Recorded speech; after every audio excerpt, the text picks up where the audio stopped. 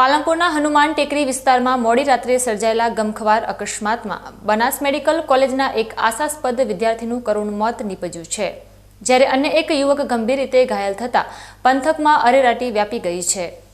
પાલનપુરના હનુમાન ટેકરી પાસે મોડી રાત્રિના સુમારે અજાણ્યા વાહને બાઇક સવાર બે યુવકોને જોરદાર ટક્કર મારતા આ અકસ્માત સર્જાયો હતો।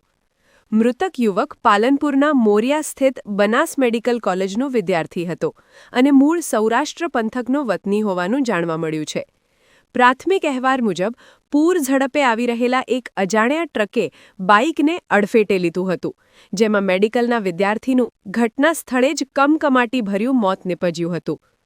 અકસ્માત એટલો ભયાનક હતો કે બાઇકનો કચ્ચર ઘાણ નીકળી ગયો હતો। ઘટનાને અંજામ આપીને ટ્રક ચાલક વાહન સાથે અંધારાનો લાભ લઈ ફરાર થઈ ગયો હતો। અકસ્માતની જાણ થતાં જ આસપાસના લોકો દોડી આવ્યા હતા અને ઘાયલ યુવકને તાત્કાલિક સારવાર અર્થે નજીકની હોસ્પિટલમાં ખસેડ્યો હતો।